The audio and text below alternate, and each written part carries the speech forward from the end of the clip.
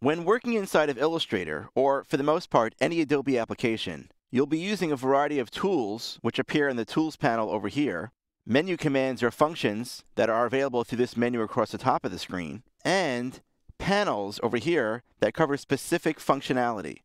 In truth, Illustrator has tons of panels. Some of them, you may find that you need them all the time, while others get used far less often. In fact, there are probably some panels that you'll never ever use. To help you work more efficiently inside of Illustrator, Adobe designed a user interface that's customizable to each user's needs. In this movie, we'll specifically talk about how to work with the panels inside of Illustrator. I'll just create a simple document in my file here just to have something to work with on the screen. I'll use a web profile here. And you'll notice that flanking my document on either side are the Tools panel right here and the default setting for some of the panels here inside of Illustrator. I'll move my cursor towards the top over here where there's a dark gray area with two little white arrows. When I click on this area right here, it expands these panels so that I can see them completely. Clicking on the white arrows once again will collapse them back to what we call an iconic state. All you see are just the icons themselves. When you mouse over each of the icons, a little tooltip pops up to let you know which panel that is. But for the price of just a small amount of screen real estate, you can position your cursor just over the left edge of the panels till you see a double-headed arrow. Click and drag to the left, and you'll see that you can actually pull out this area to reveal the names of each of those panels. Now when you're working, you can quickly see the icon and also the name of that panel. For now, though, I'm going to move my cursor back towards the left edge of this area here and click and drag to the right to reduce them back to the iconic state.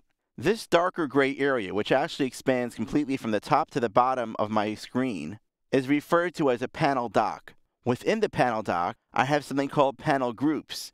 You can see that some of these panels are broken down into groups. Here, I have the artboards and the layers panel, and they have both been grouped together within this panel dock. Likewise, my graphic styles and my appearance panel also appear in a separate group. You can rearrange these any way you'd like. Either grab an entire group from these little dotted lines over here and reposition them, or you can click on the icon for any panel and move that panel within the group or completely outside the group so that it creates a brand new group on its own. When the dock is fully expanded, you can see the groups over here as tabs. In this example, swatches, brushes, and symbols are all appearing within a single panel group, but the swatches panel is currently the active one. Clicking on any panel's tab will make that one active, and you can also click and drag to rearrange the order of them inside of the group. In Illustrator, you're not limited to a single panel dock. For example, if I have more panels that I want to use and that I'd like to have easy access to at any time, I may create a second dock. Let's see how to do that. I'm going to go to my window menu, and I'll choose to open up the Align panel. This panel, which contains now a grouping of the Transform and the Pathfinder panel as well, is something that I might use often, but maybe not as often as swatches or my color panel. In the current state right now, the Align panel and the group that it's in appears on its own. It's something that we call a floating panel. In other words, it's not tied to a specific dock. One of the attributes of dock is that they'll always expand vertically to fill your entire screen. However, let's say we wanted to turn this now into a dock. If I grab just the Align tab itself, that would mean I'm pulling that one panel out by itself. Rather, I'm going to grab this by the actual dark gray bar on the top here and start to drag that towards the right. As I get close towards this dock right now, you'll see another line appear that animates out towards my cursor. I'll do that once again so you can see it. As I move close, you'll see that little line slides out, and you see this nice little thin blue line appear. That indicates if I now release my mouse, I will be creating a new panel dock. So I'll go ahead now and I'll release the mouse, and you can see now that I have a second dock. I can collapse this dock right here by clicking on the little white arrows, and also, as I did before, click and drag to reduce it to an iconic state. In Illustrator, it's possible to have one dock expanded, but another one collapsed. In this way, you can really customize the user interface inside of Illustrator for your specific needs. In reality, the Tools panel acts just like any of the others. It's a dock that's simply on the left side of your screen instead of the right side of the screen.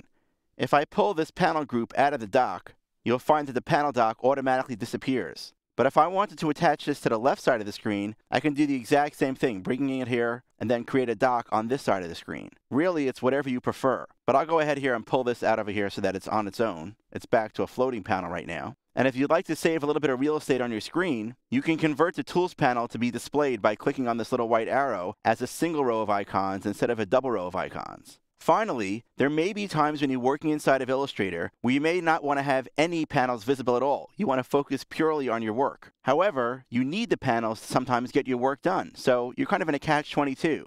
Well, Illustrator has a specific mode where you can actually hide your panels and then bring them back temporarily when you need them.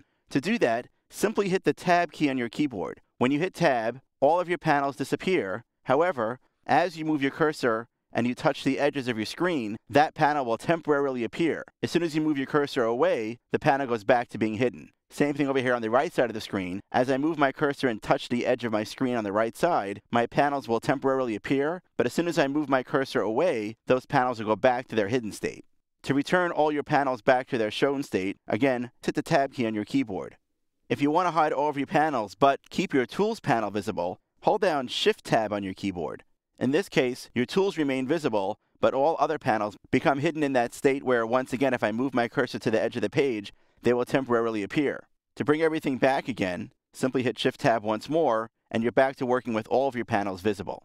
If you're ever looking for a panel and can't seem to find it, know that all the panels inside of Illustrator are listed alphabetically in the window menu. A check mark next to the name indicates that those panels are currently open.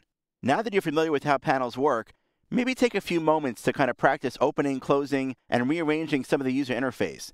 Don't worry about getting everything right the first time. We can always make adjustments to our interface as we work, and as you become more familiar with Illustrator, you'll see which panels are most valuable to you.